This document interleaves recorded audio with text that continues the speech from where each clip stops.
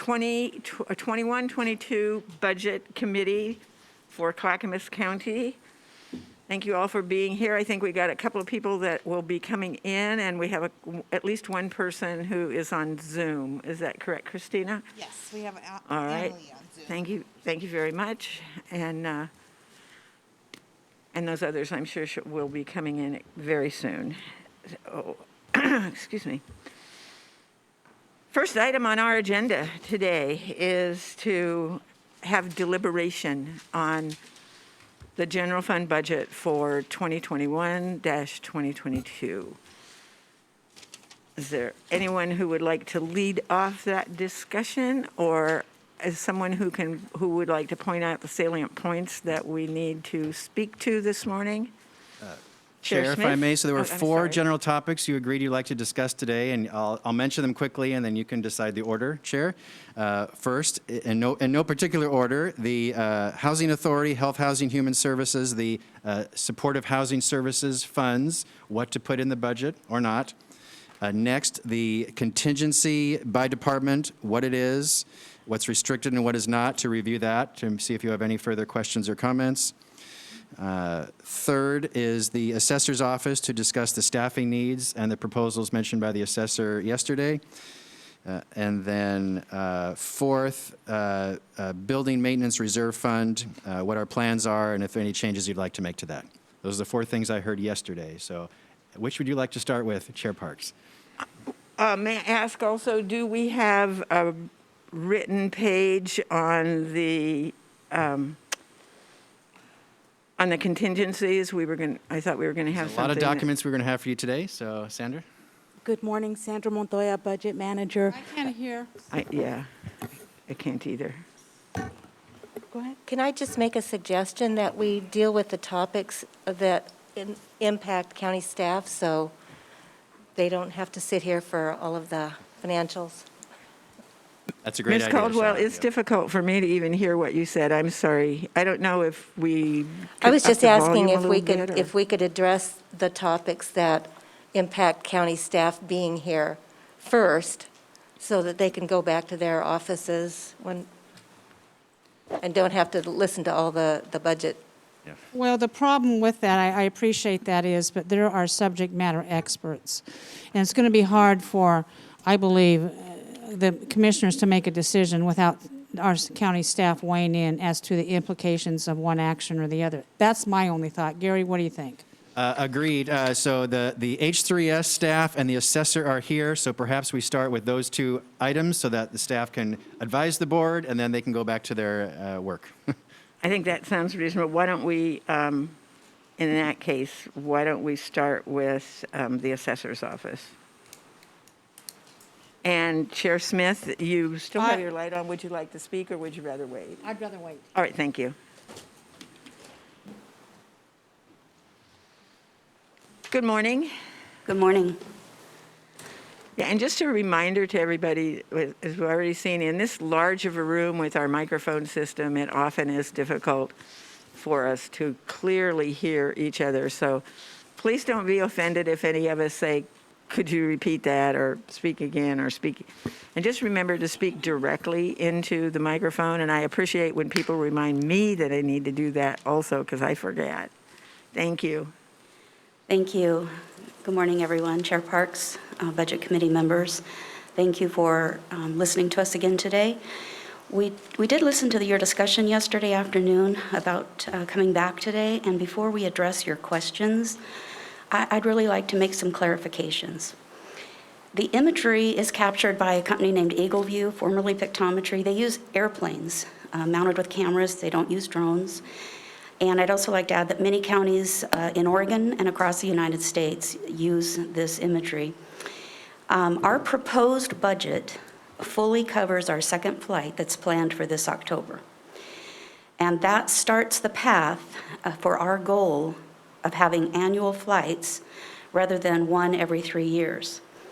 Now, continued funding for the annual flights would ideally be through a cost-sharing model with county departments and other jurisdictions, and the stage is set that could be a really great opportunity and a great plan.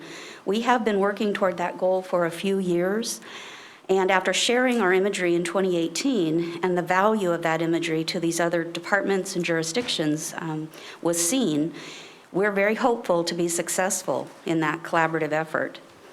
In regards to the additional resources that we are seeking, we simply need more property appraisers, but I want to make it clear that those FTE would increase our budget and would come from general fund support.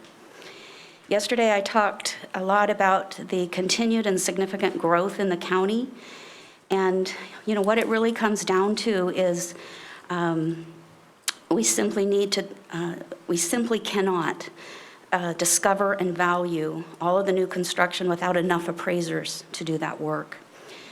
This is actually a statewide issue. A&T funding is a topic, I'm sure many of you know, that comes up every year in the the legislative session. So, we understand there are many needs, many departments need additional FTE, and there are limited dollars. We definitely support a sustainable county budget. We want to be respectful of the budget and the process while being transparent about our work and what we need to accomplish that.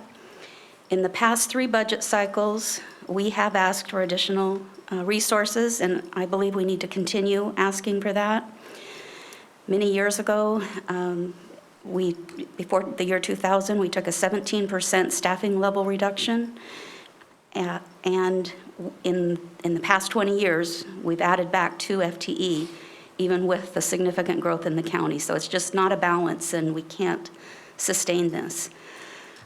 We have some data with us. We are ready to answer your questions, but first I would just like to say and end with, we know that you have very difficult decisions to make, and we do accept that.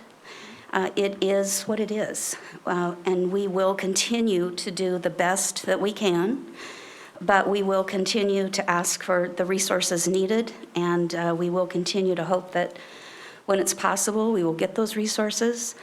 And to wrap it up, I guess, in order to sustain the tax increase over the 3%, we have to find and value new construction and complete our work in order to sustain that 3%, be above that 3% growth each year. So thank you for letting me address that, and we're ready to answer your questions. All right, thank you very much. First up is Commissioner Smith, and then Commissioner Shaw. I have a couple questions. Elizabeth Comfort, where is this increase shown in the budget? Materials and services? I'm looking on the tab 16, page 6.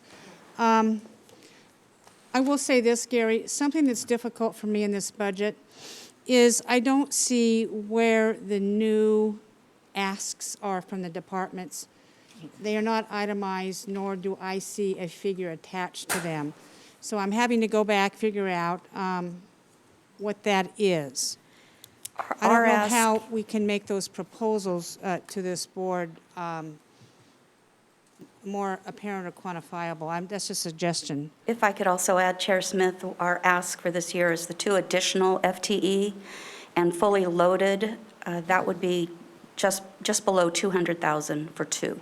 2 FTE? How much is the technology, the drone technology? The aerial imagery capture is, if we do annual flights, there's a cost savings, but just over 300,000, and that is already fully funded in our proposed budget. Is that an increase from last year? Not in full, but yes, it's a partial increase from last year. It was on our page yesterday of our financial issues. I believe it was 286,000, which also included some software maintenance costs. Thank you. Okay, at 300,000 though, is it fully operational?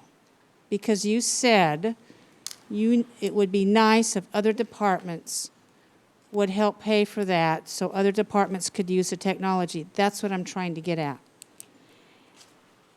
Yes. Fully operational. Is your system fully operational at 300,000?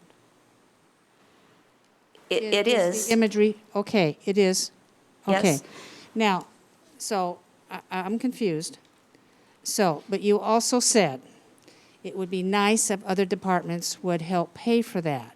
So if other departments help pay for the 300,000, the cost will go up because it's being used for more, or you just share the same data that you're trying to capture countywide? That's what I want to know. We're allowed within the county to share this with the county and other municipalities. It's allowed in the contract.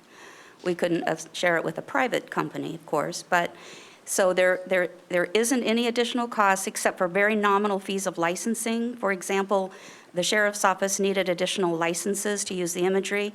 It's $1,100 a year, so Okay. it's very minimal. Okay. So you And have. otherwise, we have been able, I'm sorry, but we were able to share all of our licenses with like DTD and other departments that we've allowed to use the imagery. Except for the sheriff's department. Well, they needed more than we had, so Okay. that's why. Okay, so I see an increase in your personnel services, and that just be the normal roll-up costs we have in personnels. Now, have you asked for the 2 additional FTE in this increase in personnel? We have not. Okay, but in materials and services, the imagery is built into that. That's correct. Okay, that's what I needed to know. That's why it's confusing to me, because I don't know what's in, there's a line item that says materials and services, who knows? I mean, I don't know what that is. And I understand we're trying to make this budget process more streamlined, and I think it's a really good presentation.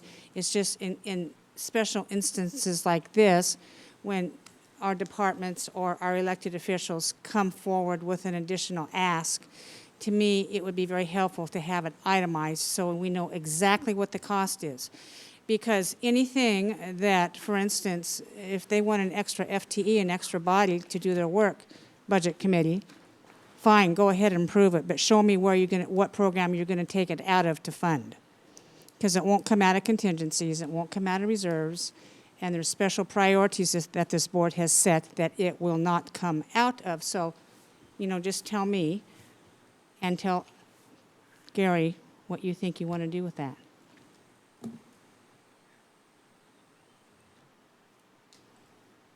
Thank you. Commissioner Shaw, and then Mr. Feely, and then Ms. Caldwell. Yes, Or Ms. Caldwell, and then Mr. Feely. Assessor Little, I'm looking at your department summary by fund, valuation, annual property valuation, 14.5 FTEs. What page are you on, sir? I'm on page 7. Thank you. Of tab 16. And value adjustment, 15.5 FTEs. The 2 FTEs that you request go where? They go into the valuation program. Valuation adjustment, is that right? No, the first one, property. Annual property valuation. Yes. And of the 14.5 FTEs you have now in that, how much overtime do they have to work to achieve your mission? I'll ask Lynn Longfellow. I apologize, I didn't introduce. This is Lynn Longfellow, our appraisal manager, and you met Bronson Rueda yesterday. He's our deputy assessor. Lynn, would you address that question? Sure. Good morning. Our staff start working overtime in April and work through roll closure in September. They've been doing this for the last 4 years. This is not just a pandemic issue. Tammy reported to this committee in 2018 that we were at our tipping point of what we can ask from our staff. My staff work incredibly hard, like I know folks throughout the county do. One of the things in the employee engagement survey that was done pre-pandemic, 100% evaluation staff indicated that they know how critical and important the work that they do is.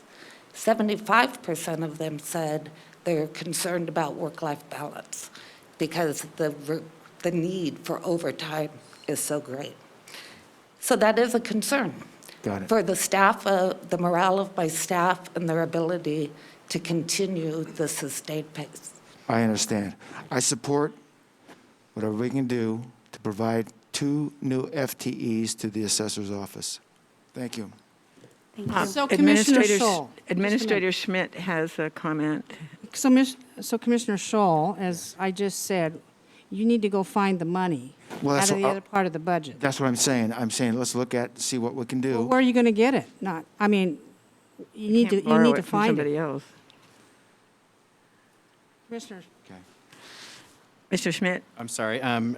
Tammy, 2 years ago, the Budget Committee gave you 2 additional staff. Was it for this purpose, or was that, I don't remember, but Yeah. what was that for? We have been at 58 FTE since 2000, and we've added 2. One was in 2014. It was a property appraiser 2 in valuation.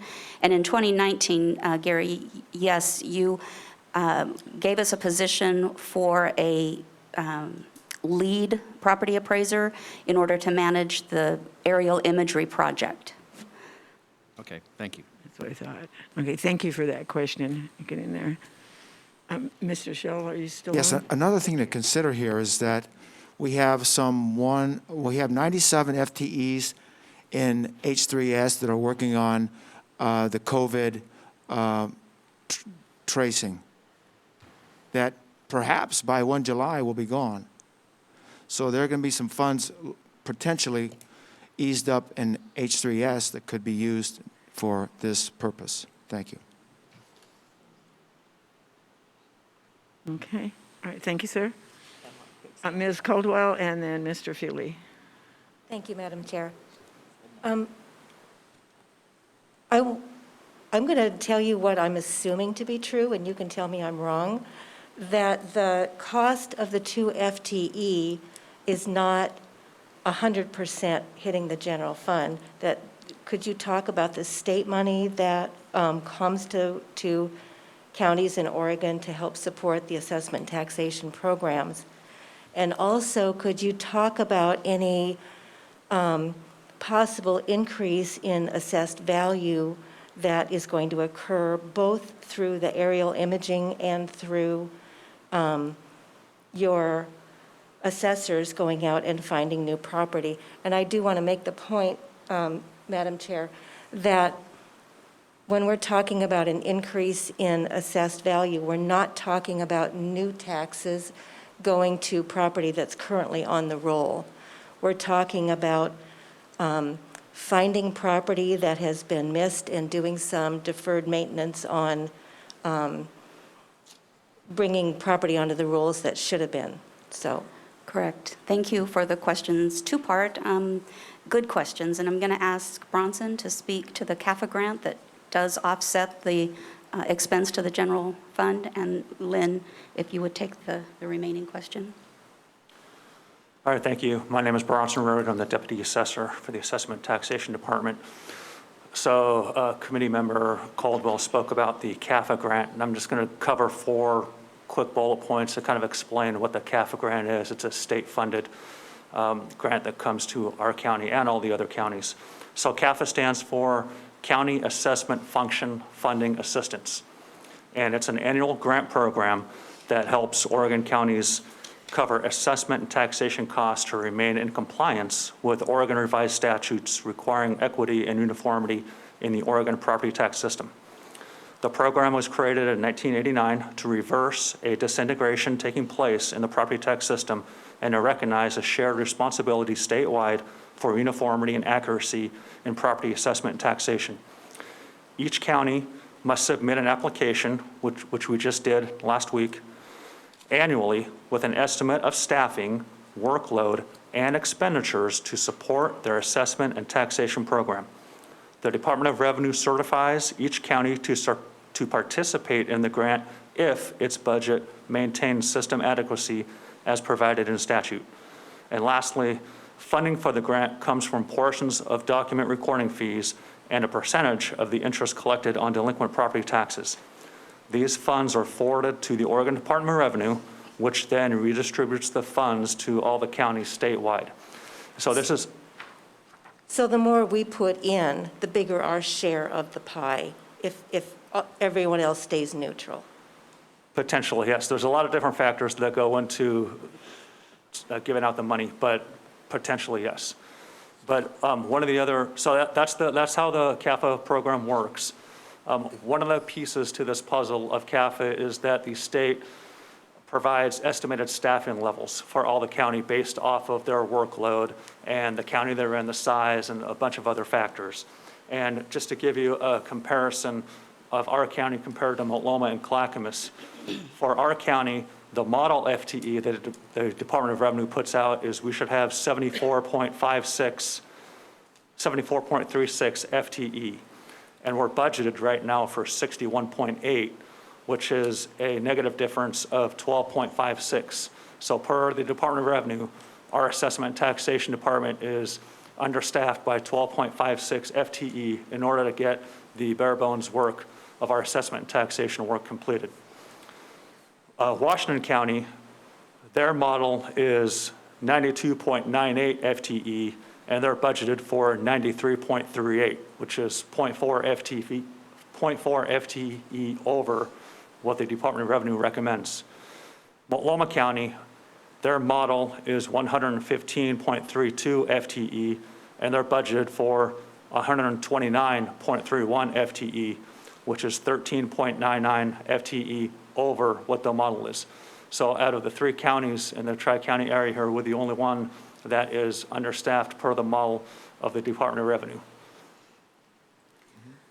If I might, I just would add that we have continued to qualify for the grant because we have been able to, even though we have been below the staffing model, we have been able to achieve results in the outcome that with the Department of Revenue that allowed us to qualify. And that is the one piece that potentially could be at risk in future years if we don't continue to meet that outcome. Yes, and to speak to your question about the tax growth that's not new taxes on existing property, that is absolutely correct.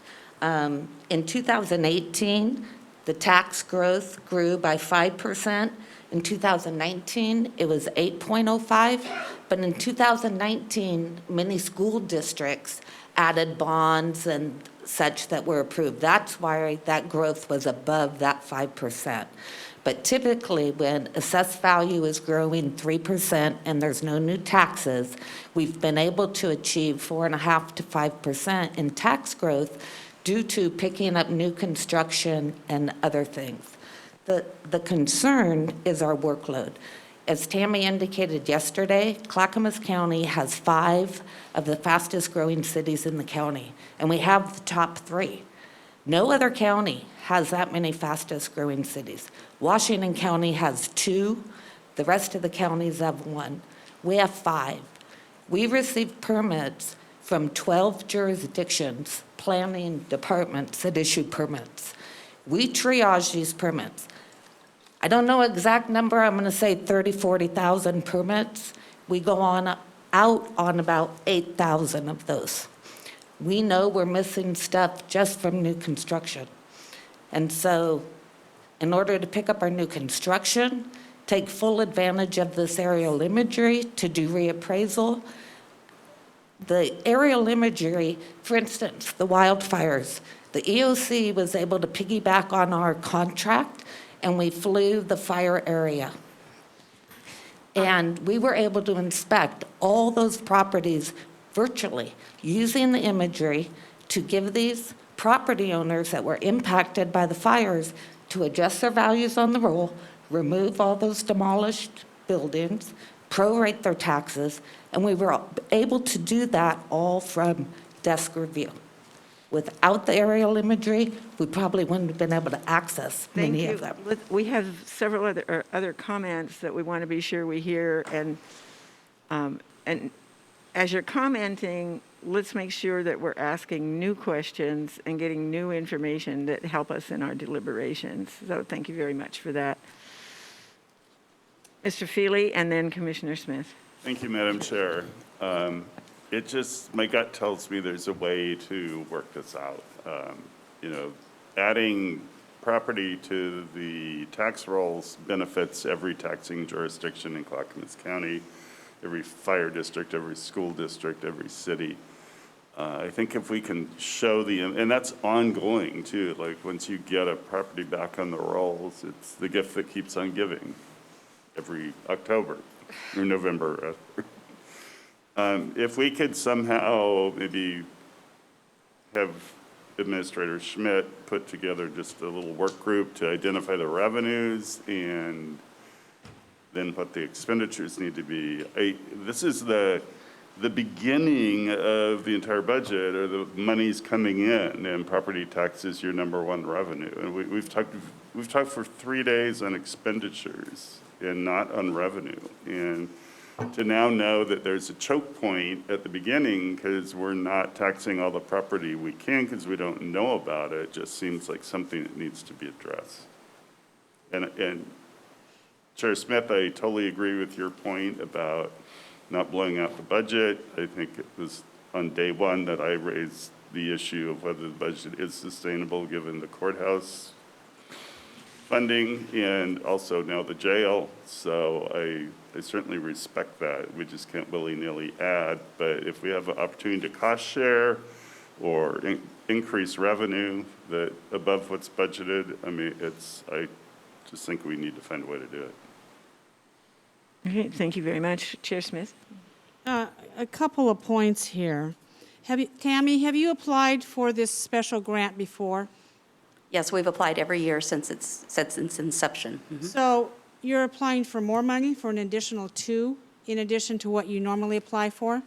It doesn't work that way. It's based on meeting all of the requirements of completing the work. And so by adding 2 additional FTE, it ensures that we continue qualification, that we're meeting the grant requirements, but it doesn't necessarily add dollars back. Well, I guess my question confused it more. So the only way that I would be satisfied to add this is make it contingent upon receiving additional funds through your grant, is the only way I think that we can do this today. I mean, if we take every single budget request coming through us today, additional FTE, we just might as well fold up and go home and start over. Can't do that. Because we cannot continue down this path, and this is the first budget we're considering today. Yeah. And we're assuming, and this is a risk, we're assuming that these additional FTE will bring in additional revenues. I hope that's the case. I understand that. I understand, Tammy, what you're going through. And my last point, and I hope everybody in the county is listening today, when you start comparing us to Multnomah County, Multnomah County has their own special income tax. Do you know that? That's why they can fund at 120% of their FTE in their taxation and assessment departments. That's why they're able to take out a good faith and credit loan to pay for their housing. They don't have to worry about it. It's called a BET tax, and there's all kinds of taxations and fees. I mean, they raise fees in Multnomah County to buy a courthouse. We're not going to do that here.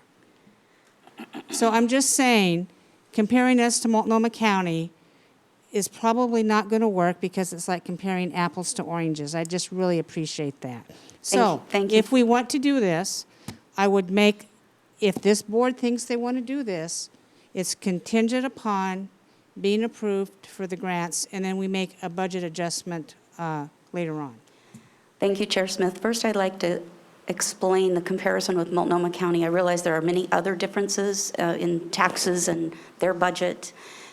However, the comparison we were making that is similar is the workload and the CAFA grant dollars that come back based on those staffing models. So we were just comparing that point in comparing with Multnomah County in the workload and the staffing.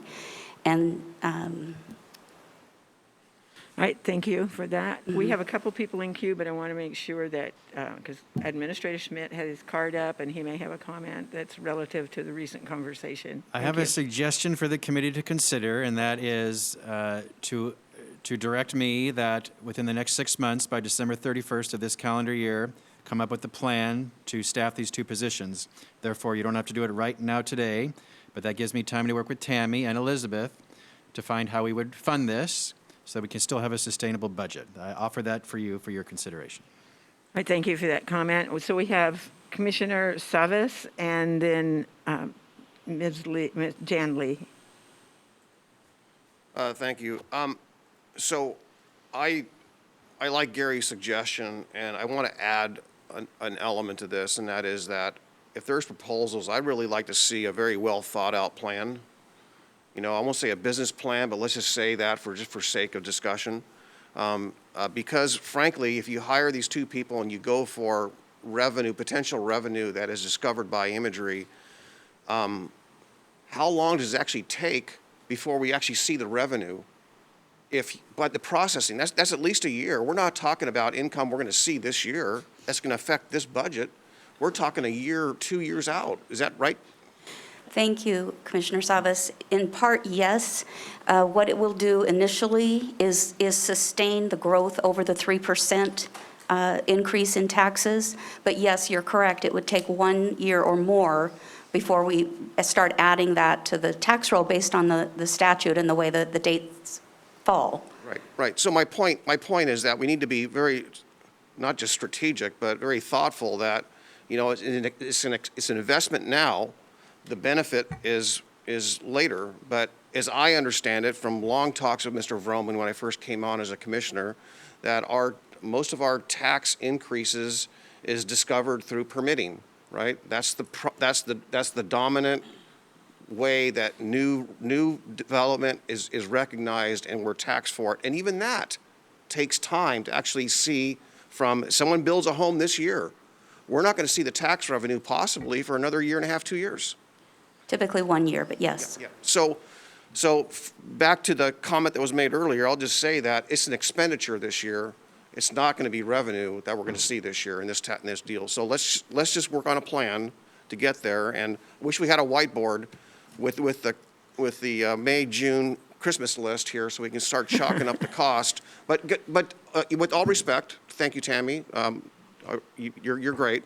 Your department's great. Love everything you're doing.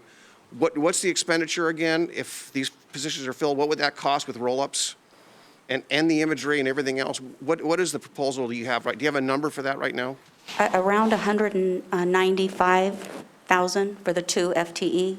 Okay, I'll just put down 200. Thank you. Yeah, 200.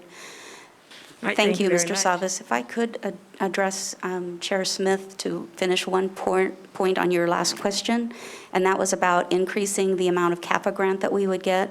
I just want to make sure it's clear we have no control over the amount that they would distribute to us. We only can control that we qualify by meeting the outcomes. There's no 100% guarantee. I also believe that, I also would like to say that I appreciate Administrator Schmidt's suggestion, and we can definitely put a plan together, Commissioner Savas, as you suggest. We actually have the data and some of that ready, but we would like to finalize it a little bit more, and we'd be happy to present that to you and work with you. We are very respectful of the process. We understand how difficult this is. I don't know if you want to add anything, Lynn. The one thing that I meant to speak to was property tax appeals, and this is current workload. This year, 75% of our appeals that went to the Board of Property Tax Appeals went on to Magistrate Division. Typically, it's about 35%. So we currently have 70 appeals sitting in the Magistrate Division of the Tax Court, some in regular division. We literally have hundreds and hundreds of millions of dollars on the line of value. This is taking an incredible amount of resources from my office that will take away from picking up new construction. I gave Stephen, Mr. Madcore, in council a heads up last week when we met, and it's going to impact their office. We'll need them. So I also want to point out that these appeals are, I mean, it's unprecedented. We've never had anything like this. And the value at issue is a 1/120 value pre-pandemic.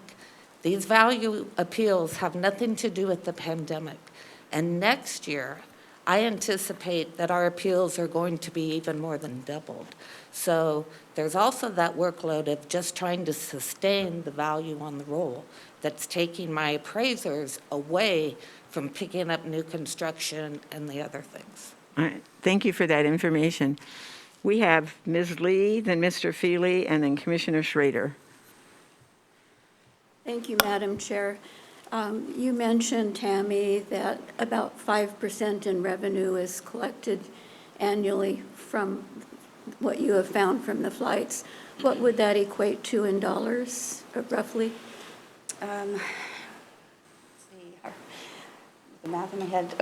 Last year's tax roll was $962 million. So the difference between if we only collected an additional 3% in subsequent years, I would have to do the calculation, but.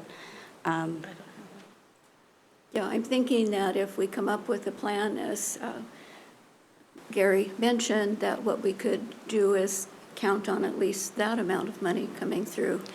But also I wanted to mention, as the third fastest growing city in the county, that Sandy has 800 new units coming online in the next year and a half, and 4 or 5 other subdivisions coming through after that. So I think you'll see new growth, especially in Happy Valley and Sandy. All right, thank you very much. Mr. Feely? I would defer to Commissioner Schrader, and then All right. I'm ready to make a motion after that. Got it. I thought that might be the case, but never want to second guess. So the Commissioner one- Schrader? So the one question I have, I know that Martha, is your microphone? Yeah. it is on, yeah, so I'll talk into it. You can hear me now? Yay. So the issue of overtime, if you have additional folks, will it decrease your overtime? Or is that pretty much just a systemic issue no matter what because of the timing and how things are rolling in so quickly? It has been a systemic issue for a number of years, particularly in the last 4, it's increased. I believe over time, yes, it would, as we can catch up, it would offset that. Okay, that would be great to get that analyzed as well. It's something that we've dealt with in other agencies, that the issue understaffing has increased costs because of Correct. increased overtime. So that would be part of an answer I'd like to have. Absolutely. Assuming it's, and I don't think that we can ever eliminate overtime, Martha, particularly. could you speak in, excuse me? Okay, I don't Commissioner think we can Schrader? ever totally Into the eliminate microphone. overtime, but Correct. it is a considerable expense, and if it can be offset, that would be something to consider. It is a financial expense, and as Lynn Right. indicated, currently it's also a burnout Okay, issue with our staff. yeah. Yeah. All right, thank you very much. Mr. Feely? Thank you, Madam Chair. I would move that we refer this issue to the Office of the County Administrator for further study, and that he report back to the board no later than 6 months from today. I second that. Okay, there's been a motion and a second that we defer this to the county administrator for review with a report back no less than 6 months from now. Is there any other discussion? Seeing none, I'll call for the vote. By poll, please. Perfect. Tom Feely, Aye. Jan Lee, Aye. Sean Caldwell, Aye. Ann Lee, Aye. Chair Parks, Aye. Commissioner Fisher, Aye. Commissioner Scholl, Aye. Commissioner Schrader, Aye. Commissioner Savas, Aye. and Chair Smith. Aye. Thank you. Motion passed, unanimous. Thank you very much. Appreciate all the conversation in that, and appreciate knowing the issues that our county, still continues to deal with. So thank you very much. Thank you very much. We appreciate your time today. Thanks, Gary. Thank you, Tammy. Next on our kind of loose agenda is Housing Authority and discussion of the Metro housing monies. So, Gary? So if I may you tee gonna this cue off, that committee up? members, so the question is what to put in the budget regarding the funds expected from Metro for the Supportive Housing Services Program. It's in both the Housing Authority budget, but also the Health, Housing, and Human Services budget. It's reflected in your document, which is tab 12, and page 14 of that document. So the debate is, right now, it's the estimated amount of fundings listed in here, which I think it's 24 million, which is what we had prior to learning it might be higher. And it also does not reflect the latest news from Metro that we're not receiving the money right at the immediate start of July 2021 as we originally anticipated. So the debate is, do we put nothing in the budget since we don't have money in hand, nor do we have an actual confirmed number? Do we keep the number as is, as ultimately the entire budget document is a plan, because we don't have all the property tax money in hand either. So I'll just cut to the chase. Here's my proposal for you to consider. List half the money, 10 million, as a placeholder in the budget that acknowledges that the money is coming, that you still care about housing, and this program is very, very important to the county and our public. And then when we have more certainty from Metro on the amount, we can do a supplemental budget as soon as we know more information. So that's my suggestion to do, which I hope might shorten the conversation today. Thank you. Okay, I see that we could do this discussion in two ways. There could be a motion to accept that, and which we could then, act on and have discussion about before we vote on that, or we could just begin to have random vote. I personally would like to see us act on something. So I'd move to accept the motion from the administrator Second. for $10 million placeholder for both the Metro tax increases on Clackamas County citizens. Okay, and with a supplement to come later. So whatever he said, yes, you make a motion. And there were several seconds. Who would like to go on record as a second? I think Martha. Martha? Got it. Paul and I are All right, thank you. So there is a motion on the table. Discussion, please. Thank you. Yes. And if not, we can go straight to a vote. I do have I just want to ask, Still up? Are you in queue, or was that too? I'm in queue. All right, thank you so much, sir. I think after Commissioner Fisher. All right, Ms. Caldwell. I just wanted to ask if there are program costs budgeted against that revenue that are going to be impacted by this action. Can you answer that, please, Rod or Ed or? Yes, and then Jason, we do have, and we've prepared a budget. I mean, there was a staffing memo that was shared last week, as well as an updated budget that HAC presented or prepared. Jason, do you want to speak to that, please? Ed Johnson from, H3S, Administrative Services Manager, Senior. Jason Kirkpatrick, Housing Authority Finance Manager. Staff went back and looked at the essential services that would be related and paid out of the supportive housing. There are basically 5 programs that we'd like to continue with that. And some of these are moving over from H3S, and then one of them is actually embedded in the Housing Authority, and we spoke about this on Monday. But the programs that H3S would be moving over would be the Veterans Village.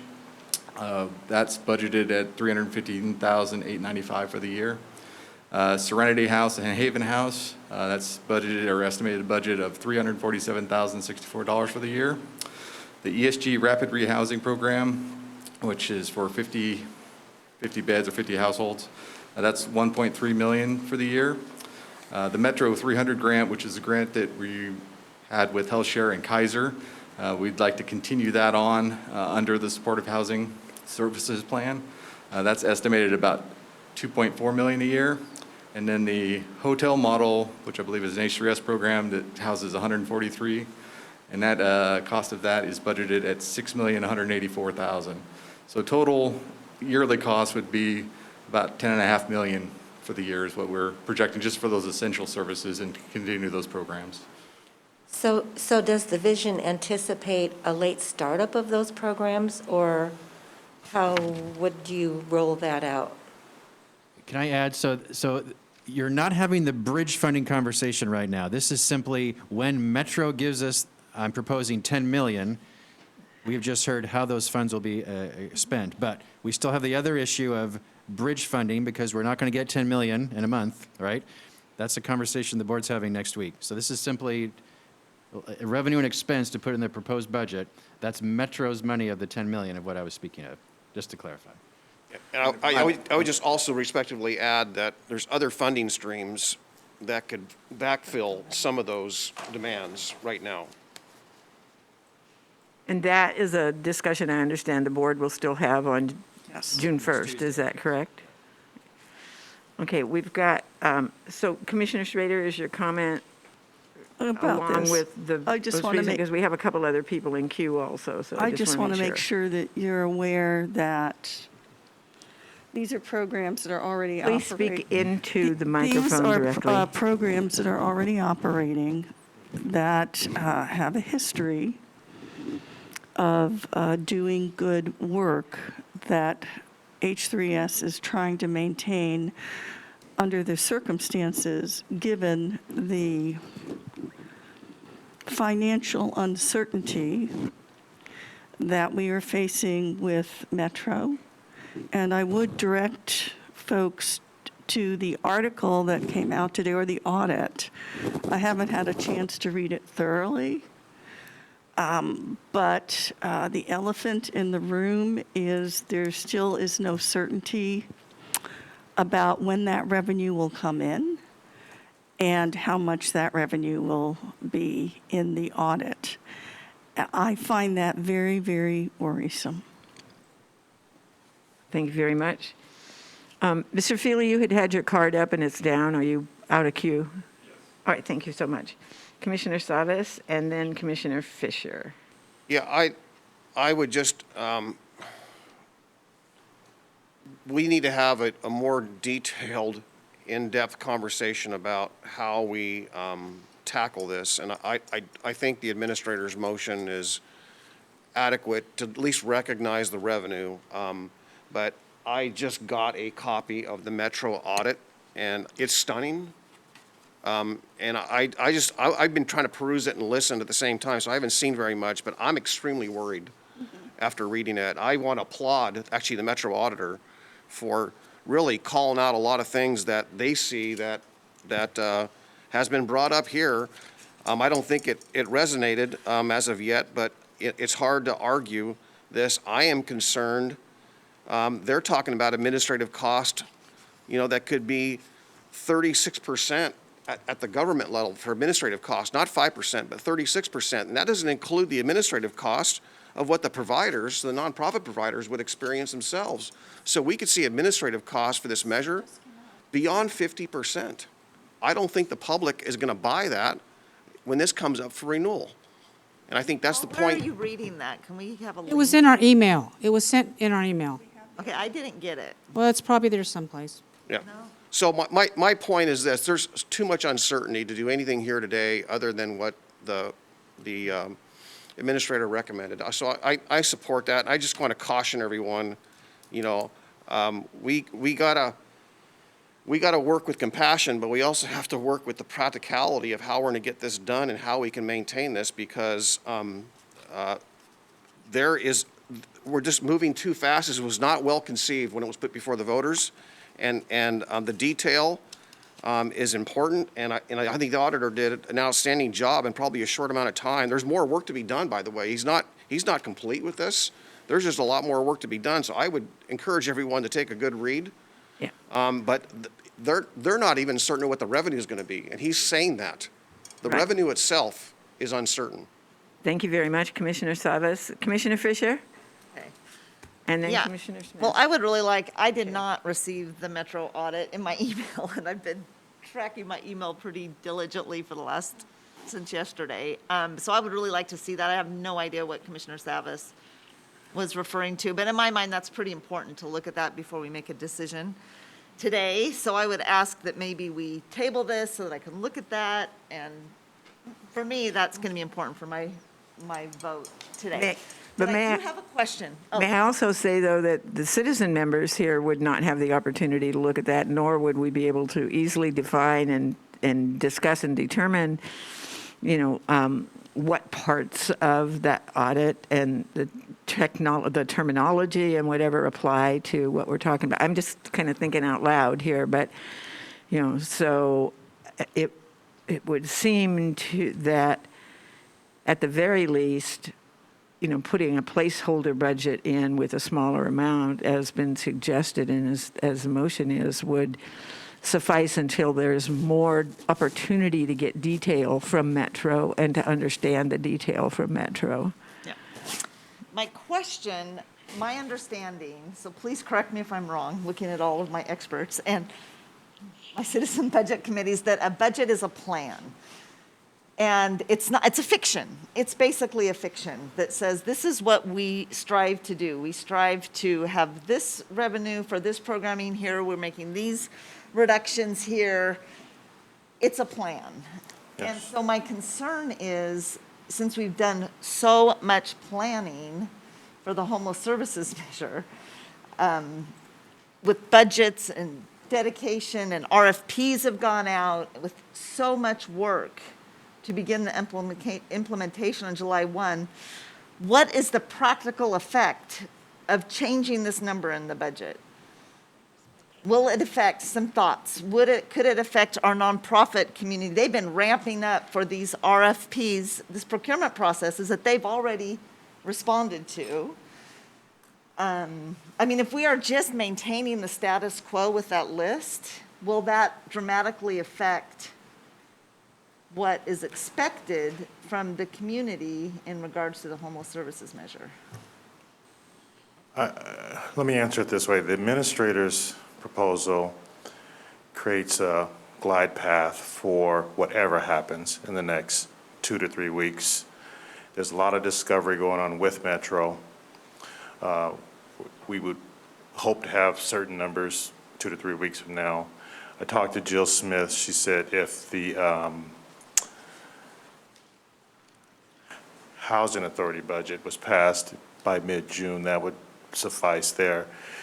So to answer the other part of your question, if the findings are not good with Metro, the nonprofits are affected.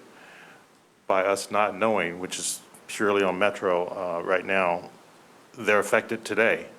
Nonprofits were probably all getting ready to hire and all those things for July 1. But as we've seen, there's no certainty there. So that piece is on hold. And that is what it is. That's an unfortunate scenario, but that's where we are today. Again, going back to the administrator's proposal, I think that allows us to, whatever happens, we'll already have a mechanism in the budget to move quickly when we do have accurate information. So am I answering your question, or do you have? Well, I'm just concerned about, really what we want within business, within nonprofits, within just the enterprise is stability. We always strive to create a stable environment of which to do business, whether it's private or public sector. So I'm just very concerned, if our plan now is 10 million instead of 24 million, what is that message?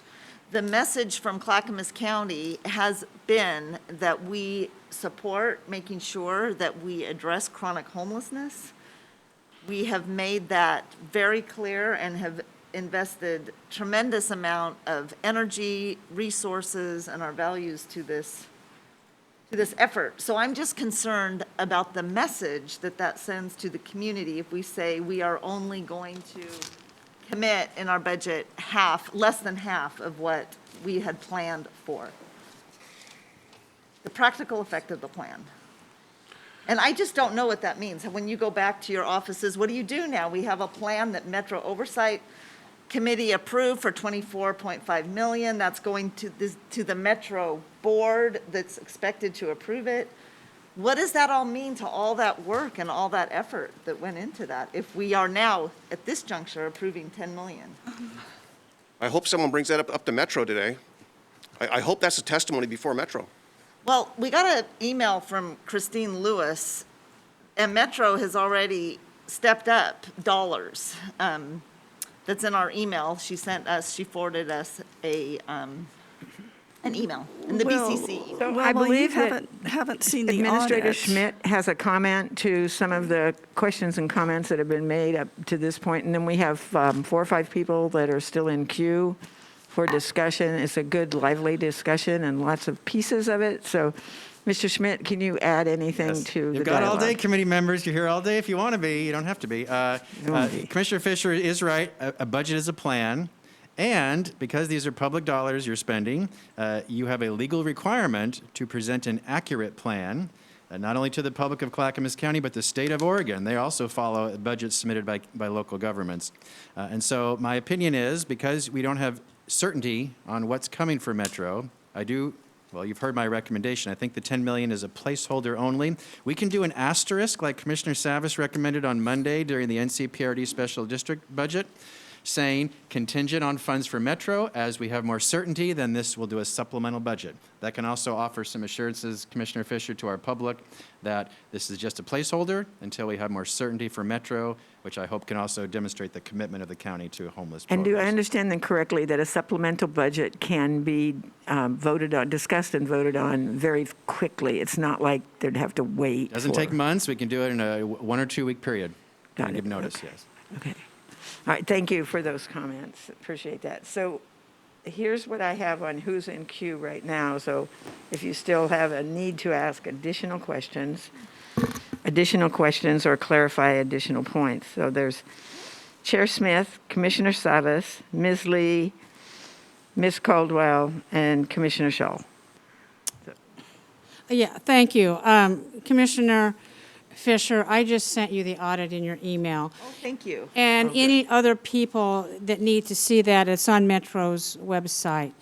I will also say that the Metro auditor is an independent elected, region-wide elected official.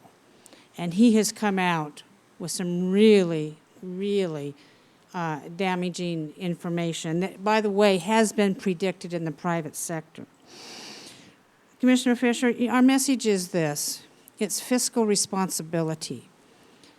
Our citizens did not vote for this. This is Metro's funding source, not Clackamas County's funding source. And I will say that and say that and say that. Our voters rejected this outright.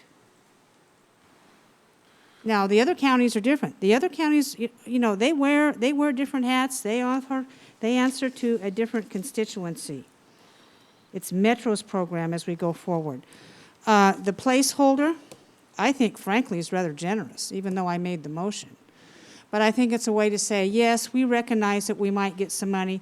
I agree with Commissioner Savas. I agree with Commissioner Schrader when they said what we're backfilling are programs that have already been funded, and our housing director decided to take those 4 programs, whatever they were, and put them over here on the side to get funding from Metro, and then do something with the other money coming in, backfilling the other money.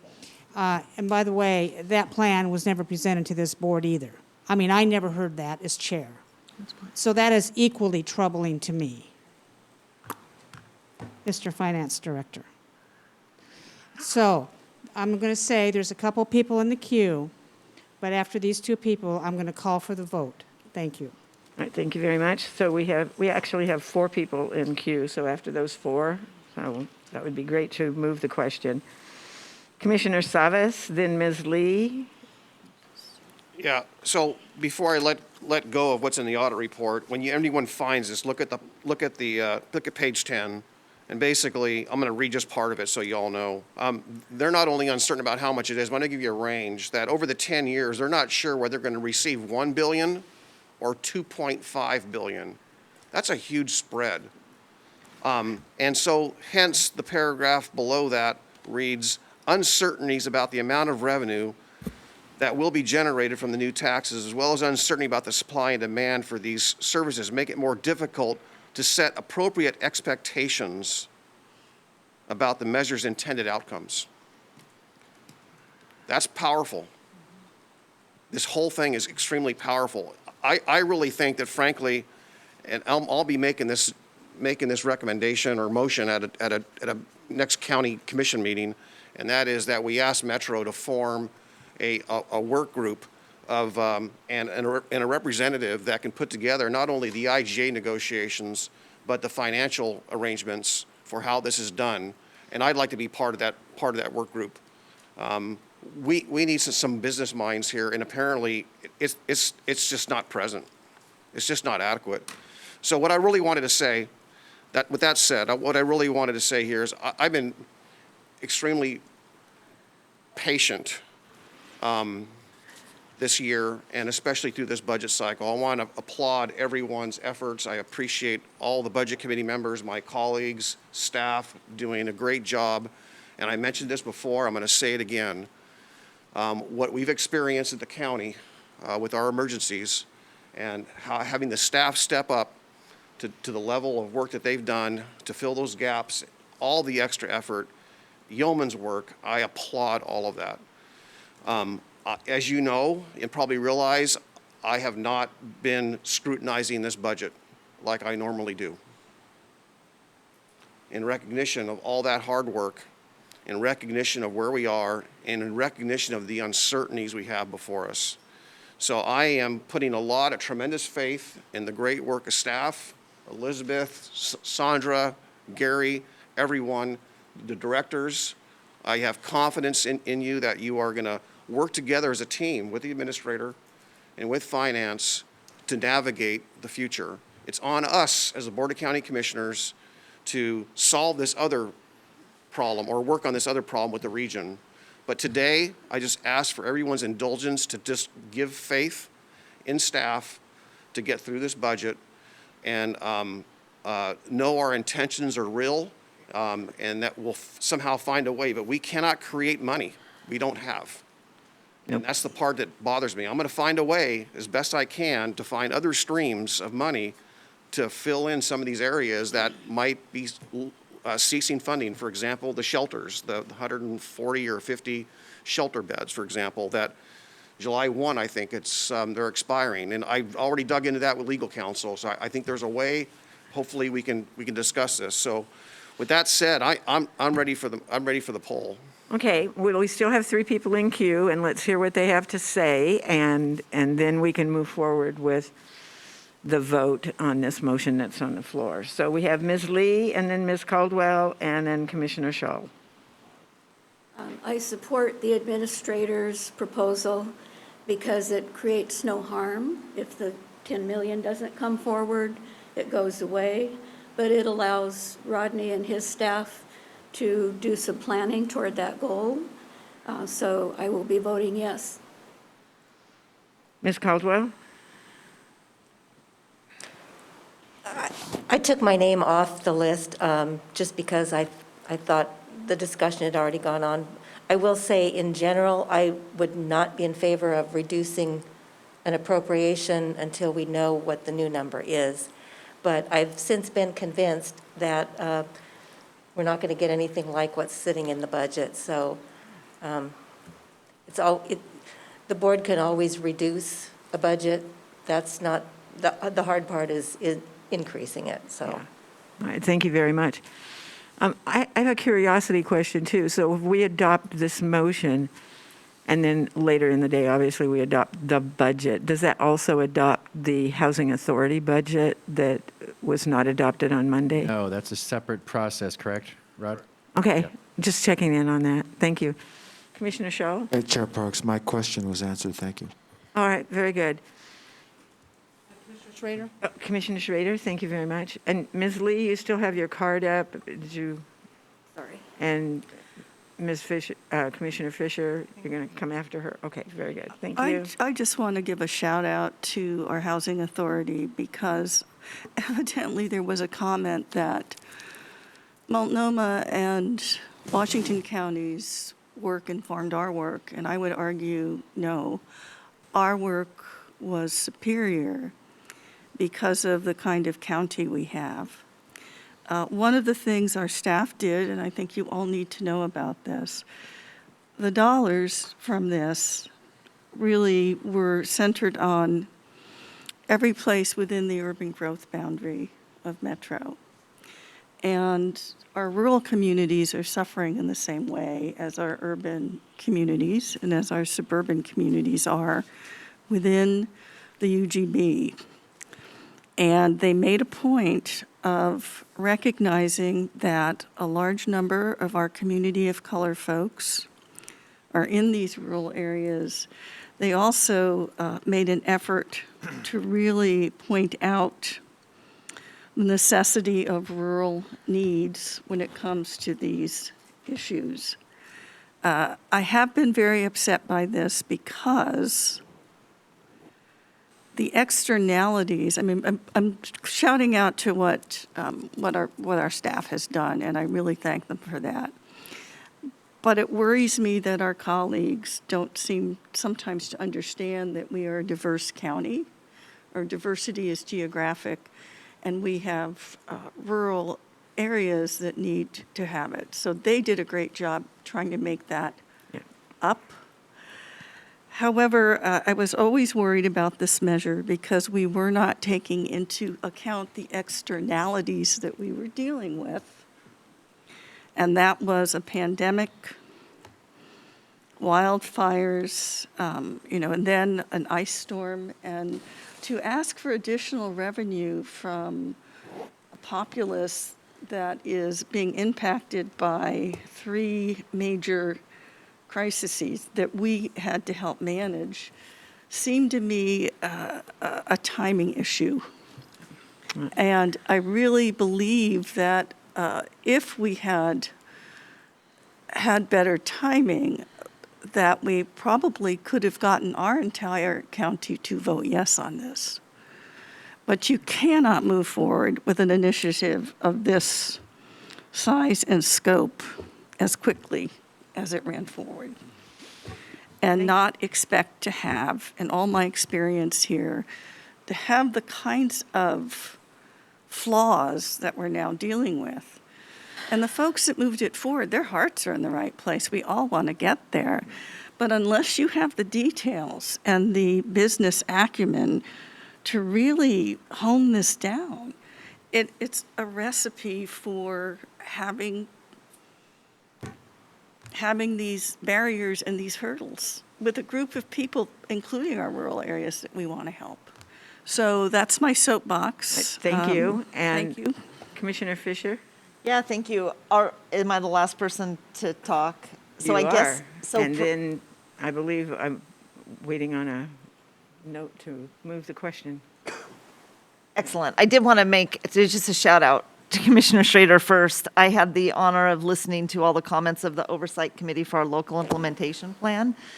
And embedded within that plan is the unique diversity, geographic diversity of Clackamas County, and how we are actually, through our local implementation plan, looking at the whole county, because we very much stated that. And I think that is your advocacy and the rest of the board's advocacy on that was embedded throughout. And so I just want to compliment you on being that strong voice for everyone in Clackamas County. Call for a vote. Procedural question I have, as far as the asterisk goes, Gary, could you just, if we need to, I guess I would move to amend the motion to include the, if I need to, the asterisk, and what would that say? Yep. I would propose you do not need a motion because you did not do a motion on NCPRD, but rather you give me a head nod, and I think you would all would agree to put an asterisk in the budget like we did for NCPRD. That would say something like the county remains committed to the implementation of our local implementation plan. As financial certainty is provided by Metro, we will do a supplemental budget going forward. Okay. Something like that. That sounds great. Okay. But there's one motion on the table, Gary. You're confusing it. We have one motion to vote on. Correct. today. I'm not suggesting a motion, just if you all give a head nod, we'll add this asterisk to the budget like we did for NCPRD. You That don't we have to do a pass, motion. that we essentially pass the motion for the placeholder, which shall be asterisked. Yes. Thank you, Chair. Yes. Yep. And there's a call for the vote. Let me take a roll call, please. Yes. Tom Feely, Aye. Jan Lee, Aye. Sean Caldwell, Aye. Ann Lee, Aye. Chair Parks, Aye. Commissioner Fisher, Aye. Commissioner Scholl, Aye. Commissioner Schrader, Commissioner Savas, Aye. and Chair Smith. Aye. Great discussion, and I can see that, no matter what happens, we're on a path forward. And having spent 2 years working on your housing affordability and homeless task force, it's good to see so many of those concepts of that really come to the forefront, and that's what I've seen over the last year and a half, and so I appreciate that, and I thank you very much. I thank the Board of County Commissioners for adopting that, and I thank your offices for doing all the heavy work on that, so thank you. I would suggest, if I may, that we take a 10-minute break. Is everybody okay with that? Absolutely. All right, got it. Be back here at, whatever, 5 till. Thank you. We are ready to reconvene. It is just 1 minute shy of 10 a.m. Well, then you can just wave your gavel. So we will reconvene the budget meeting and our deliberations on adoption of the budget. And we have received some information from staff during the break, and I'm going to try to just kind of talk slow and kind of wait. I want to wait till Elizabeth is back in the room. I just realized she wasn't here. I knew she was coming right back because I knew she had to go get her water.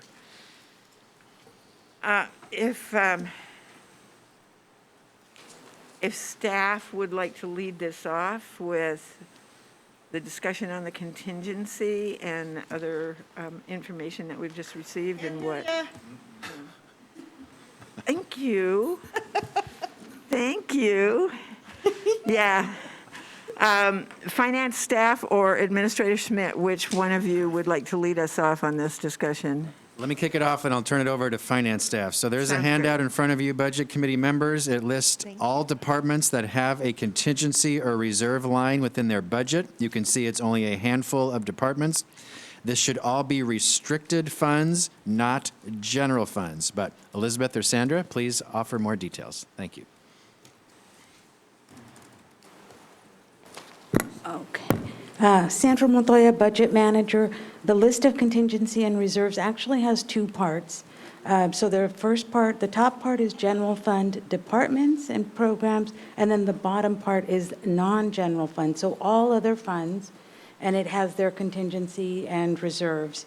And also I want to point out for Member Lee, Ann Lee, who's on Zoom, we just emailed this same packet to you, so if you will check your email, you will have the same information. Thank you for doing that. Yes.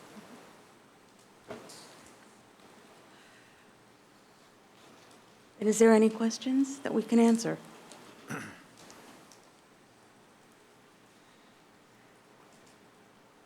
I'm sorry, we don't actually have a list of what the exact restricted funds are. I could tell you off my head if you want to go to that granularity of detail, but I'll wait to see if you want that. I think that was one of the questions that came up. So as much as possible, if we could respond to that, yeah. Yep.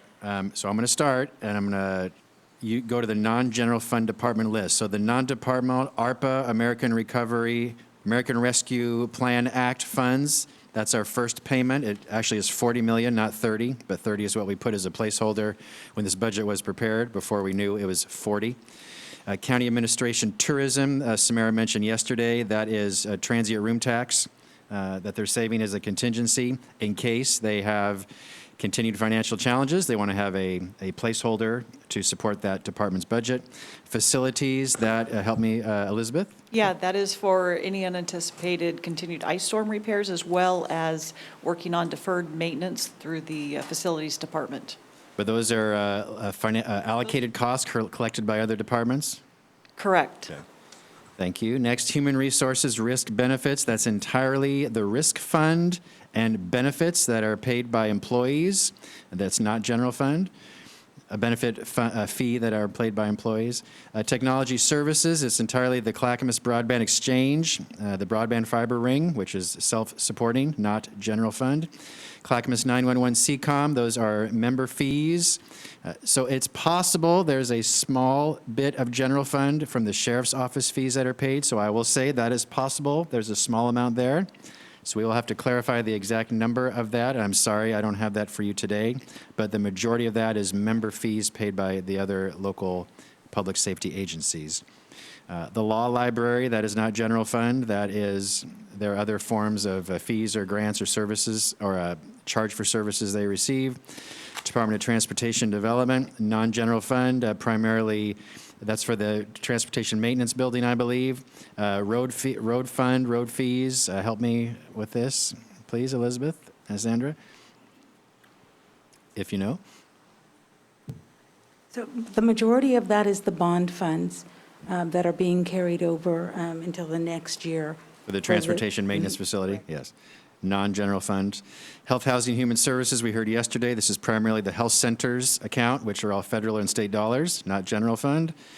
Business and community services, these are also our fees, probably, I need help on this one, please. Is this NCPRD? Is that what those are? Yes, that is. Okay, got it. That would make sense. Will And those also the move libraries. out of there because NCPRD will now be its its own department? Its own department. So next fiscal year, you'll see a list here for NCPRD directly for that portion of the funds. Okay, thank you. And maybe some library funds there as well. I'm sorry it's a verbal list, but we'll definitely put this in writing for you so you have it going forward. Yeah, well, you're doing great. Thank you. Any questions or more information you'd like on this list? Yeah, are there any questions about contingencies? I don't see any. Thank you very much.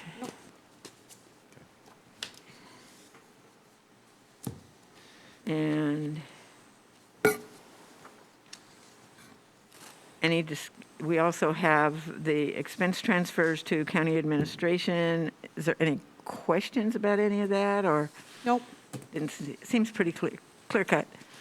And you also have a report on full-time equivalencies by department and how many vacancies there are at this point in time. I don't think there was anything that affects the budget per se about that or the budget deliberations, but this was an FYI sheet that people wanted to have, if I remember correctly. If I may, Chair, so we did update this list at the request of Sean. Thank you. It did show what the adopted budget was last year versus the year-end projection.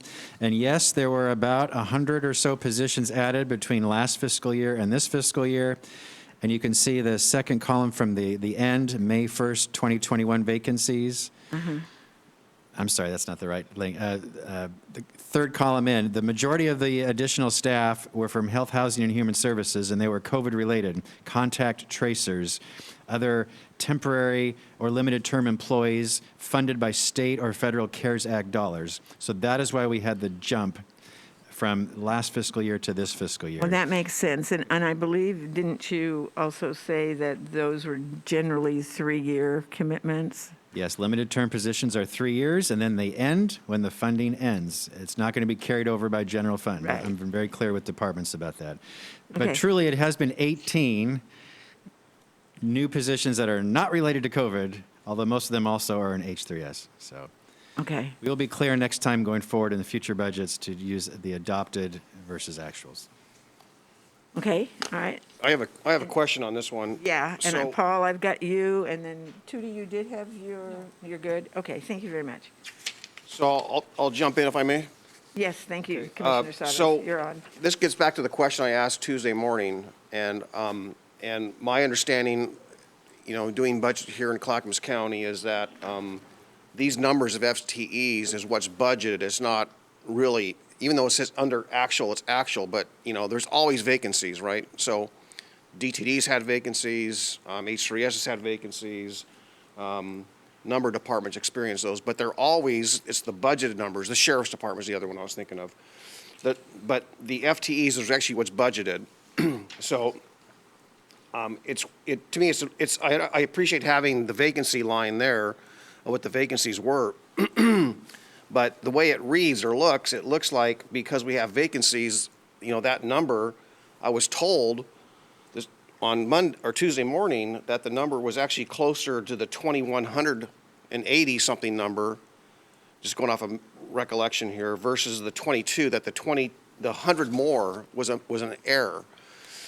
So I heard your explanation a little bit, Gary, and when we were hiring the contract tracers, that was actually a question I had asked, actually. I said, are we hiring FTEs, or are we hiring, and it was, I think it was, these were not I had the impression that these were not FTEs or even temps in that regard. It was more a contractual type of hire. But having all that said, we're not going to be paying, are we saying that this bump of 100 is permanent?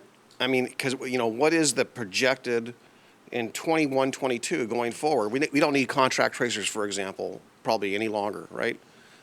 So what is, and I understand the bump needed, for whether it's the housing authority, whatever. I know there's vacancies, plus there's also new positions created. I think there was like 30 some odd positions created.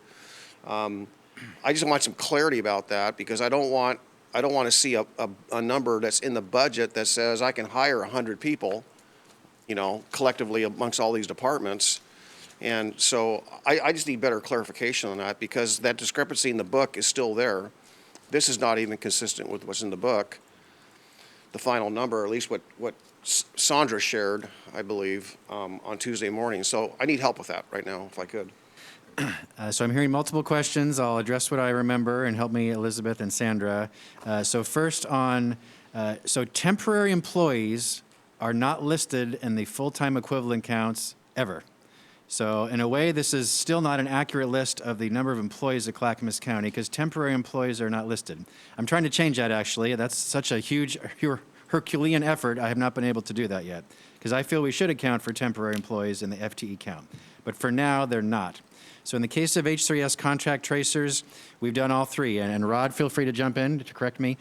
Some were contractors, so we contracted out with staffing companies that provided contract tracers. Some were temporary employees, so they're not listed here, but they are temporarily supporting the organization. Some are limited term employees, which are considered in the FTE count.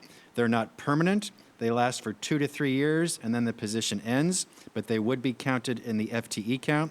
What is that number? Yeah. In that category, Gary? So there, it's all put together here. So I don't know are we able to separate which position's the limited term versus full-time in the FTE count? We would have to check with, I think, HR to see how they track that. Okay. The contracts aren't included in here either. We'll check on that. My understanding is it's not easily trackable that way. It would be more of a manual count, which we certainly could do. So I would offer, you're right, under Health, Housing, Human Services, fiscal year 22-23, we'll probably see a reduction, because we will no longer need those limited term employees that's providing the COVID response. As far as the counts, I think I missed your second part of your question. Well, yeah, let me just help with this, and let's just drill down on this. So I understand we are beginning to roll in the housing authority into the general budget, so to speak. But it was never included in any of the numbers of the budget. So all the employees of the housing authority, as I understood it, were separate completely, and historically, and it still are today. So it's almost moot to say that those 30 positions, or 28 that are vacant, plus the other ones that have been hired, are part of this, because we haven't incorporated that in the budget yet, right? That's a separate budget we'll be approving here in the coming days or weeks. So there's something wrong. This 100 number, I don't see anything substantial that justifies it. You're correct, Commissioner, and that is true of all the special districts that are components of Clackamas County government. So you'll notice, or you may not notice, NCPRD staff is not listed here. Water Environment Services staff is not listed here, yet they're county employees. So this is something we should work on, Elizabeth, with HR. This is really not an accurate count of the total county employees at Clackamas County, because it's not including the special districts, it's not including temps. So great input. We need to do some work on having a more accurate number. And if we approve the budget, I want to make sure that this is rectified as an amendment, or mentioned as amendment to be rectified before we approve it in June. So I do want to clarify, if I may, the payroll, as when Senator went through the miscellaneous and payroll, we contract with our 7 component units, those special districts and agencies, but we do house all those FTEs in Clackamas County, and then those entities reimburse the county 100% for those FTEs. So they will be counted in here. I'm terribly sorry, so skip what I just said. It is Ignore very what I just confusing. said. I'm It's sorry. very confusing, and we are, only Housing Authority is a complete separate entity with their employees at this time. But it is confusing. We are working, it's on the list. So it's right there, the bottom line of this page of the full-time employees, miscellaneous and pass-through, 150.3 employees. That's That correct. includes the NCPRD and the other special, and Water Environment Services. I apologize. My head is full. I'm sorry, Commissioners. Okay, well, yeah, so Elizabeth, if I may then, just to take that out, so are we actually saying we're going to, in 21, 22, the last column, all the way to the right, that's what we're going to be doing going forward, or is that needs to be recalibrated? So that is the FTE count for all the dollars you see in the Clackamas County budget that you have before you. It does not include Housing Authority's budget or FTEs. I'm sorry, it doesn't include what budget? It doesn't include the Housing Authority. Oh, okay. Because that is a separate entity, That's the that only one. budget So and those FTEs. it's not listed under miscellaneous and pass-through? Correct, it is not. It's Got it. at this time. So, but the 2290.1 are the FTEs that we have included in this budget before you. Okay, so help me out here. So then, the contract tracing, some of those were contracted, right? They were not part of the Housing Authority, but they're part of H3S or through the, so why would that continue, just that, for example, continue in 21, 22? The contact tracing, are those contracts or those temporary or those limited term? I believe they're all the above. I mean, they've come to us through this pandemic in 3 different ways. I mean, Okay. through ELC as well. So, and the contract tracing is still occurring today, and it will go past July 1. So that's why you're seeing it go into the new fiscal year. Okay. So those, And funding for these positions will end December 2021, and 80.5 of those positions are these limited term positions, temporary positions, but they all are to expire when funding expires December 31st, 2021. Okay. But because they're temporary, they're not listed in this count. the temporary ones would not be listed. What would be included in here are the limited term. And that's good clarification that some of these funding, some of our funding does end June 30, but we do have others, like what they identify in H3S, that extend through December of '21. All right, so then it's fair to say that some of the COVID relief dollars, whichever, whether it's CARES or APRA, will cover those costs, I'm assuming. Exactly. That is 100% correct. Yeah, H3S has separate CARES funding from the 17 million that we talk about here, you know, for the county reimbursement. They have a separate CARES funding bill that they've received dollars through. Okay, because I just got the impression, thanks Ed, I just got the impression that the CARES Act funding expired July 1. No, these are, I believe, state dollars that public health received, and they were able to extend the funding beyond June 30th. But then they have to use it by December 31st, 2021, unless they can extend it again. But for sure, the funding ends at the end of this calendar year. Okay, so I don't want, okay, thank you. So I don't want to throw you a curveball. So let's just say 1 year from now, today, what number do we expect roughly our FTE count to be? For the next year, for 22, 23? I cannot hazard a guess, but we do provide quarterly FTE counts with vacancies and current counts, so we can provide quarterly updates for that. Okay.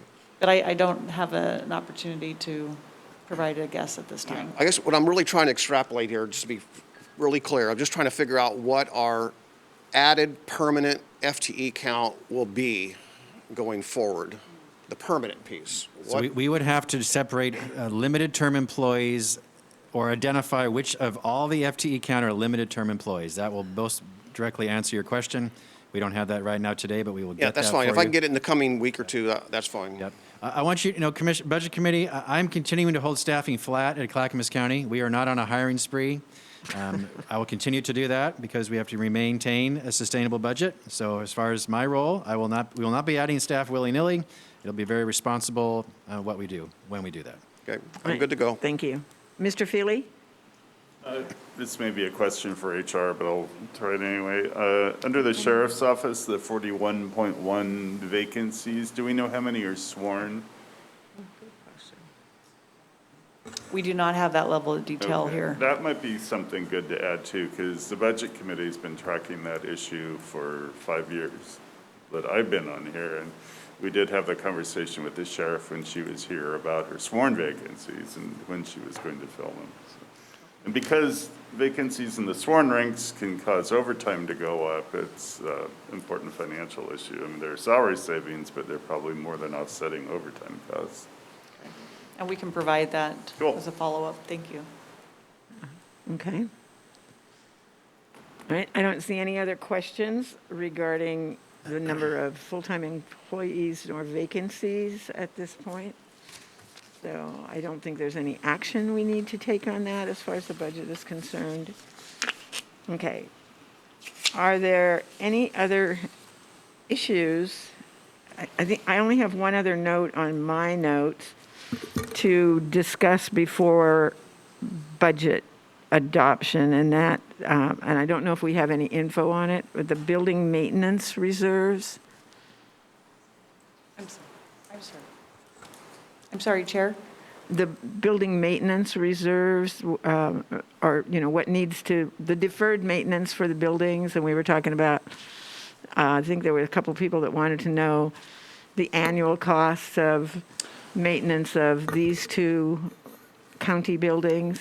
Yes, that was a request, and we are pulling that together. The facilities team is working on that. They're pulling work orders and annual costs for maintenance of the DSB and the PSB, and we will need to follow that along with some other housekeeping information for you as well. We don't. Okay. All right, sounds good. They want to be very exact, so it was, they didn't want a rough guess. Okay. Gary? Commissioners? So I recall the discussion was, how are we identifying building maintenance reserves? Are we building a reserve? Where is it currently located? And if not, what plans do you have in mind, Elizabeth, to create a reserve account just for the cost of maintaining our multiple county buildings? Yeah, and that's part of that 1.7 million that we have in our facilities maintenance budget, is to identify what is needed and then start a plan with that. And that's, I apologize for repeating myself constantly with our new software, with our information data that will be coming available with Z-Link, as Jeff shared yesterday, that we're putting all of our assets into it, then we'll be able to determine what that need is. Yeah, okay. Yeah, I recall even years ago where deferred building maintenance was a big issue, and that's when we hired more maintenance people. So now we may have enough people, but we still don't know just what those actual costs are and what can be done to prevent future losses in the future, in the near future. Yes. Chair Smith. Yeah, and I don't expect that we'd have that information until your software is done. But additionally, I've been asking, practically since I've been here, how much a year maintenance is being spent on the courthouse. And there's been some numbers thrown out. And so in addition to what you're getting on this, I want to know the exact number of the maintenance being spent on the courthouse. The numbers we have at this time is 1.3 million. Okay, that needs to be quantified. I need, if facilities, I'm sure facilities has a breakdown what that is. Thank you, Elizabeth, for that. I don't remember that number. I remember $1 million being thrown around. So in our facilities maintenance, we need to include the courthouse. And the number that you just quoted me on the courthouse, is that included in this other maintenance pot that's budgeted of 1.7, or is that aside? So the 1.7 is a starting place for us. So we don't have identified exactly to which buildings for the deferred maintenance. Well, it sounds like the courthouse is eating it up then. Well, we include the courthouse in all of our structures. Okay, people understand what I'm saying? If we currently have 1.7 million allocated for maintenance, and we know for a fact that the courthouse is at 1.3 million, that is only $400,000 left for the rest of the buildings in the county. That's my confusion. I'm sorry, the 1.7 is a contingency amount. It is not what we're identifying for maintenance. We have a full maintenance budget that is in operations, and that includes the courthouse in Fund 744. The 1.7 is extra and an addition, and then we have potential ice storm, additional cleanup, and then to identify deferred maintenance that needs to occur, what do we need to pull from that contingency into operations? Okay, so this is very frustrating for me. If we have been continuing to do maintenance constantly over the years, we should know what that number is. I don't understand why, Gary, that has not been forthcoming. Several commissioners have been talking about that at least since I came on board in January. So is it a tracking issue? Are we waiting for this wonderful software? I don't think we need to wait for the wonderful software to get the number. We have all this information. We'll provide it to you in writing. Well, We have this. This I exists. thought that was in tab 22 when we looked at it yesterday. If you flip over to tab 22, isn't that what we discussed yesterday? Yeah, so tab 22, page 11, that's the roll-up list. Facilities management, there's facilities construction budget of 1.5 million, facilities maintenance budget of 4.8 million. So, and then there's a list later in the document of how it's all spent. So we do have this data, but we'll provide it to you in clearly outlined exactly by building, how much the maintenance cost is. This all exists. We will provide this for you. Yep. It's all there.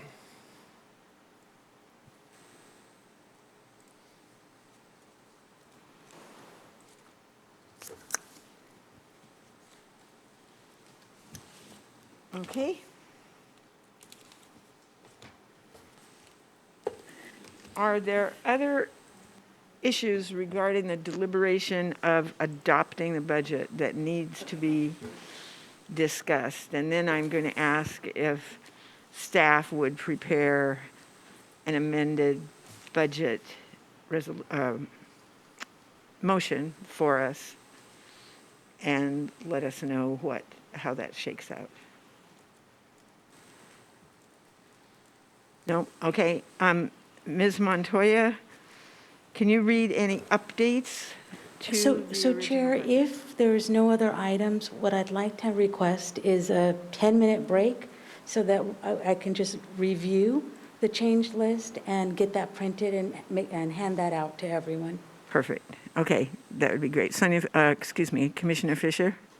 Yeah, thank you. I was listening virtually because I needed to get a little snack. So I heard the other issues. I had a question out of, and I've been emailing back and forth with Elizabeth to try to get some clarification. We had testimony yesterday, and I don't have it all in my head as to what it all meant, but the reduction for the domestic violence shelters, I was interested to know how much of a reduction that is, how much money that was. I tried to get information last night. I called Melissa Erlbaum, and she had made a comment that she thought it was $27,000, I think, but she didn't know what it was for Northwest Family Services. So I was interested in that question. So I don't know if we have an answer for that. Yes, for CWS, Clackamas Women's Services, I think it's $23,000 is the reduction. And Okay. then for, yes, And then for what? Northwest Family Services, an equal amount, around 22,000. I'm looking for an email right now. Here's the, so just for those two, so Clackamas Women's Services and Northwest Family Services, those two. So that brought in my mind that I had this thought, I'm so sorry, but at 3 o'clock this morning, after we had. I'm sorry, too. After we had the testimony, and so I emailed Elizabeth like at 6 a.m. saying, well, and how I understand it, so please correct me if I'm wrong, but general fund stayed even across the county, but because some costs increase because it costs more to provide services, then that results in a reduction to programs. So it just dawned on me that we might be approving a budget that has program reductions throughout all of our departments that we aren't aware of, and I really wanted to actually know, because if they wouldn't have come to testify yesterday, it wouldn't have really been brought to our attention. So I don't know how to get an answer for that. I know I had asked Elizabeth, and she's like, oh, it's, embedded throughout the entire departments. There's potentially a lot of reductions. But I would like to know that in approving a budget. I don't know. Maybe if we approve the budget today, we could get that information before we do final adoption in June. But it's a concern to me to not actually know how that all works. And Gary wants to. All right, so it is in everything you asked for is in your budget book, but you have to go through every single page by every single department. So I think Chair Smith also had suggested this. If you like, we can compare a master document of probably 70 pages, 60 pages, that just pulls it out by department and has probably more like 10 pages. That just has a long list of every single change. But departments have done that. It's in your budget book. It's in the after the PowerPoint. It's the Managing for Results strategic plan discussion. There's notes that talk about any significant changes. And in this particular case, as I mentioned yesterday, tab 12, page 39 describes this. But I was assuming that you all had a chance to read that. I get it, it's not easy. You have to dig for it, but it all exists there. But we can put it together. We can't do it today unless you want to recess for a day. But definitely we can compile all that data if you wish us to do that in a different format. Well, but Gary, I don't see the reduction to those two, I see the overall reduction, the 132 million, but that doesn't get to how it really affects the people in Clackamas County that receive the services. Right. That's the piece that we don't have in this budget book.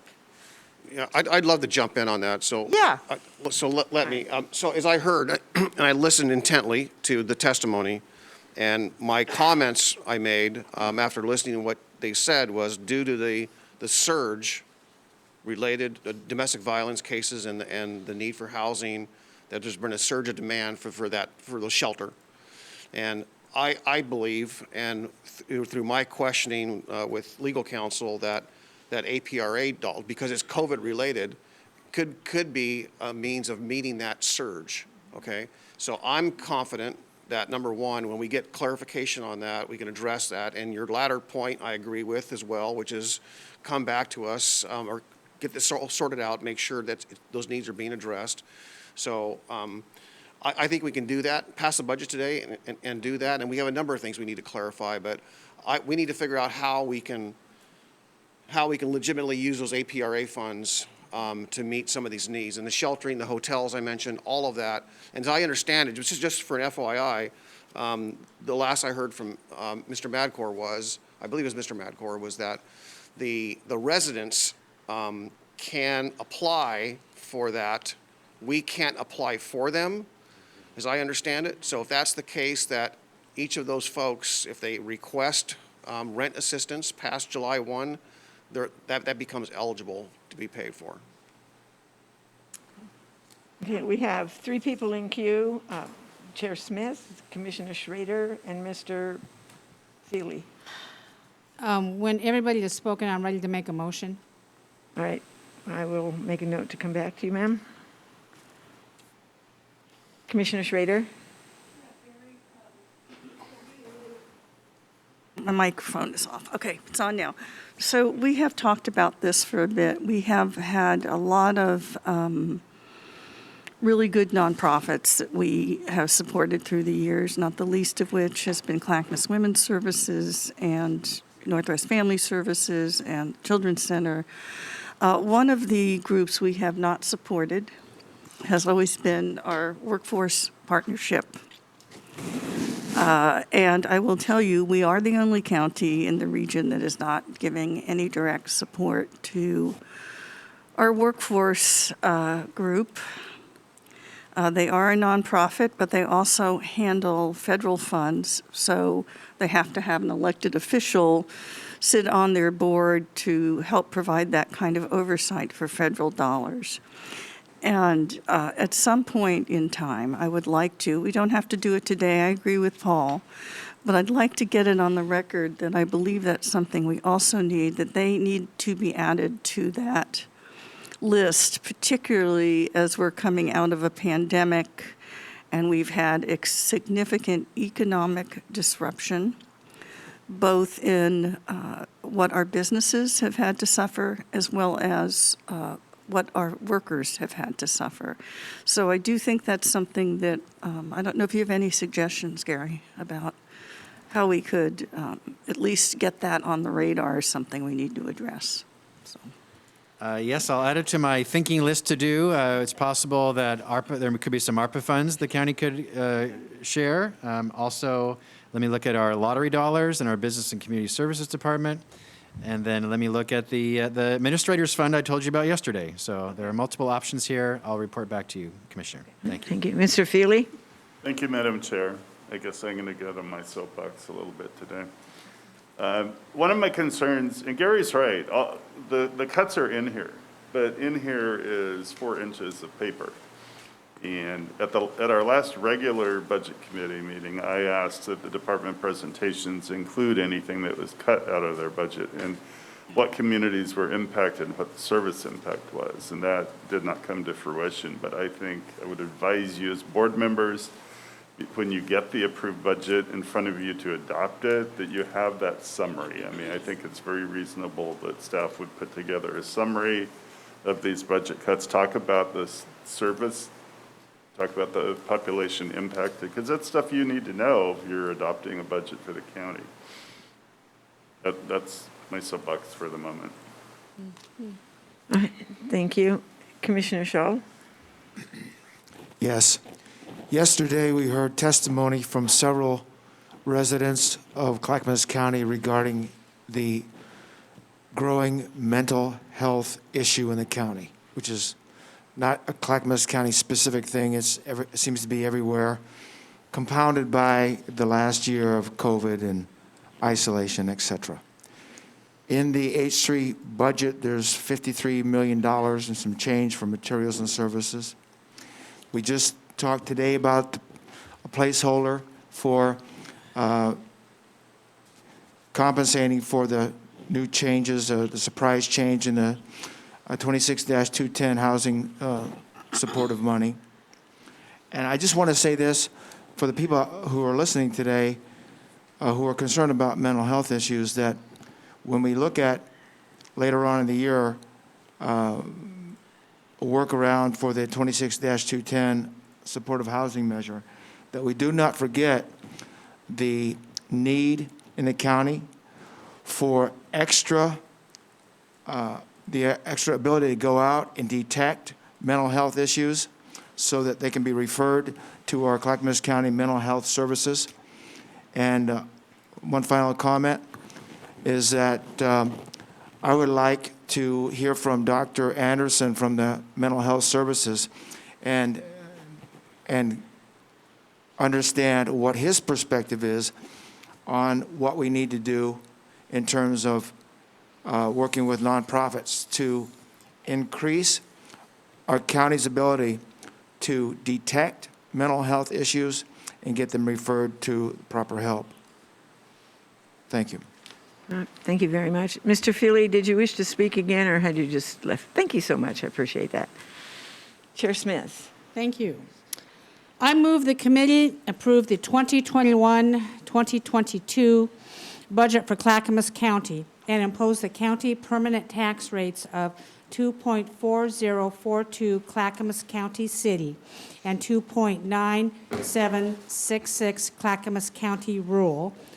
The public safety local option levy tax rate of 0.2480, and the amount of $5,562,566 for the general obligation bond debt service.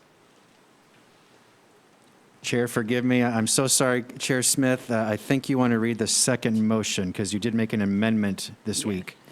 So it would be as, column number B, as amended. I'll read the motion. I move that the committee approve the 2021-2022 budget for Clackamas County as amended and impose the county permanent tax rates of 2.4042 Clackamas County City and 2.9766 Clackamas County Rural, the public safety local option levy tax rate of 0.2480, and the amount of $5,562,566 for the general obligation bond debt service. I'll second. Who was that seconded? Commissioner Schrader. Commissioner Schrader? Thank you. It's been moved and seconded to adopt the 21-22 budget as amended. Is there any further discussion? Madam Chair? Commissioner Shaw? Yes, for the sake of the residents of the county on this, can we clarify what increase those two numbers are over last year? Well, Is that appropriate to ask now? no. I won't accept that amendment as part of the motion. Okay. Right. Maybe Administrator Schmidt, I can get that later on then. Yes, it should be the same, isn't it? The tax rate, it's not changed, Okay. right? Correct, the It's tax just- rate does not change. It does not change. It's the exact same rate as it's been for many, many years. Good news. Thank you very much. Right. Yeah, the only one that changed. Let's go through them. I see no other lights, no cards up. You have a card over there. Oh, I'm sorry. Ms. Caldwell? I just want to ask for clarification. I believe we do need to do a formal amendment to make the corrections that budget staff found in the proposed budget before we can approve. I can't hear. I'm sorry. Yeah, that'll help. I believe that we need to do formal action to make an amendment for the corrections that budget staff found to the proposed budget before we do the approval. Well, as amended. We haven't done the amendment. Do an amendment. Oh, in other words, we haven't officially acted on the amendment. Correct. We So need a can still formal amendment. Hold on that motion and you make it. Well, we have suggested a number of amendments, so which ones do we, They're on this sheet coming around. oh, is this all of them? Okay, so you have a summary of all, this is what this is, okay. Point of order. Yes, ma'am. Whatever you've passed out, Sonia, it says, there's an asterisk that says, budget law requires that changes to be, the published budget be provided verbally and in writing. Changes listed below will be incorporated into the next published version. Now, I'm not understanding exactly what that means. We have talked about it. It has been presented to us in writing, Gary.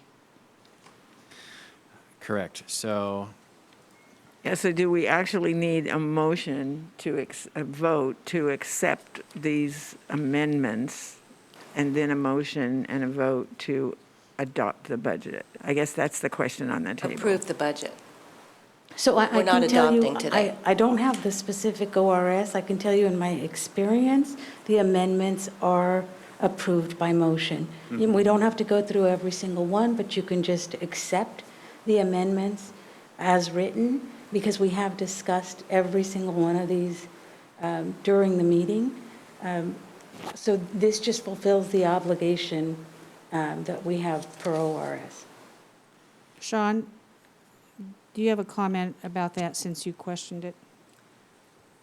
No, I was just following up with what I'd heard earlier in the week, that we do need a formal amendment to incorporate these corrections. I think they're already incorporated as amended. Okay, so I think what I'm hearing, No, we have not done a formal amendment. I think what I'm hearing, it might be a good idea, Chair, to maybe withdraw your motion and withdraw the second. Make the formal amendment per ORS budget law, and then make the motion to accept the amendment. Yeah, All right, I would so agree with that. simple step. Budget Committee, I feel that's what the chair did. So if you read your script, number B, you're approving the Clackamas County budget as amended, and this is the amendment sheet. But we have not, We just got we need this. formal action. Yeah, Okay. ORS We are budget taking law formal action. requires the specific amendment to be voted on separately. Why don't we just do it rather than having Yeah. DOR kick it back in a month? So I move approval of amending the proposed budget to incorporate the updates to the published proposed budget as listed on this sheet. Point of order. Staff report. Point of order. Point of order. Yes, ma'am. There's a standing motion on the floor. It needs to be withdrawn Yeah, it needs- before another motion is made, voted up or down. As maker of the motion, I will withdraw my motion and allow the amendment to come forward. Who was the second on it? It was I'll Martha. second that. Okay, the motion has been withdrawn and the second has been withdrawn. Okay, so now the committee will consider a new motion if you would like to make one. Thank you. Thank you, Madam Chair.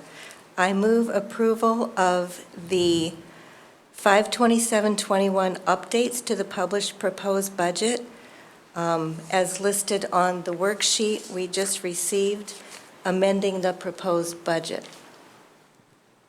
Is there a second? Second. Okay, I'll Martha second. seconded that. Second, with the clarification, it was 5/27/21 document. Okay. Right. Fine. Okay.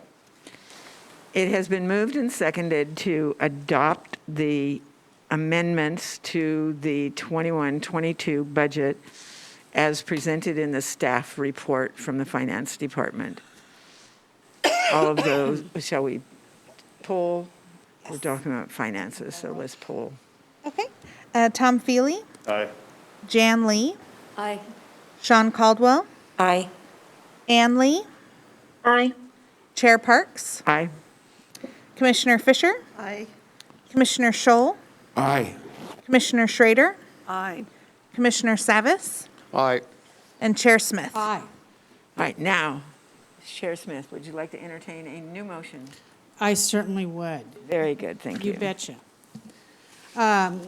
I move that the committee approve the 2021-2022 budget for Clackamas County as amended and impose the county permanent tax rates of 2.4042 Clackamas County City and 2.9766 Clackamas County Rural, the public safety local option levy tax rate of 0.2480, and the amount of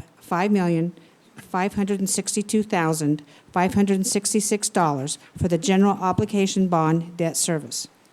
Is there a second? Seconded. Okay, we already got one? Okay. It has been moved and seconded to adopt the 2021-2022 budget for Clackamas County as amended and impose the correct tax rates on this budget. Any discussion? Hearing none, let's poll for the vote. Thank you. Okay. Tom Feely, Aye. Jan Lee, Aye. Sean Caldwell, Aye. Ann Lee. Aye. Chair Parks, Aye. Commissioner Fisher, Aye to approve. Commissioner Scholl, Aye. Commissioner Schrader, Aye. Commissioner Savis, Aye. and Chair Smith. Aye. Whew, we have a budget. Marcy. All right, ladies and gentlemen, thank you very much for these last 3 days and the time and effort and energy that went into it beforehand. And a couple of things. I am making an assumption, so please, staff, help me out with this. In past years, we've either left our budget books or returned them in some other way. I'd love to leave mine with you so I don't have to take it home. So that would be great. We had them last year because we were doing everything virtually, but next year we'll need a whole new book. So there you go. So we can just leave these here. And remember, too, that public records law says that everything that you've written on that has to do with the budget becomes public record. So like for me, I've made notes and, squirrels and squiggles and whatever, and it is all contained right here in the budget book. So it's all part of public record, so. Chair Parks, Yes, ma'am. I would like to comment. I want to thank our volunteer members for the Budget Committee. This stuff is hard. And you spend your private time and you dedicate yourself to studying the budget books. You've spent all the time with us. And I really want to appreciate your time and effort. Chair Parks, I thank you for your time in chairing it. I think you did a very good job. I appreciate your leadership on this. And this has been a good budget process, I feel. Thank you. Thank you, Mr. Chair. It's been an honor to serve as the chair again and an honor to continue to serve on the Budget Committee. Now, we have one last note or question or whatever. If anybody wanted to stick around for lunch, staff has volunteered to, provide lunch. Or I think the snacks are still out in the other room if you want to get a snack for the road or sit and chat with people and just decompress for a few minutes, then that is available to you also. If there's anyone that's interested in lunch, just raise your hand right now and let me know, and then staff can take care of that. Commissioner Shaw would like to eat.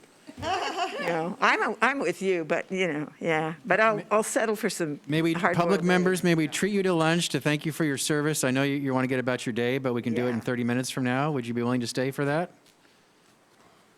I'm going to roll. You got to roll? Okay. No? Okay. I'd just as soon not put people out more. I appreciate what they've done for us. Okay. All right.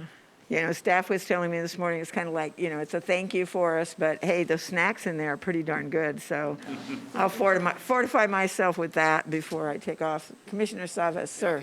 In recognition of that, I just want to thank all the staff that helped with nutrition and everything else and the staff support in that way. Obviously, the Budget Committee or the budget staff, finance staff did a great job, so I want to recognize that. But also all the staff and the administration that supported the nutrition and, our gentleman in the back there who's been taping and recording and all the other support staff that have been part of this. So I just want to share my gratitude. He told me yesterday he just loves budgeting.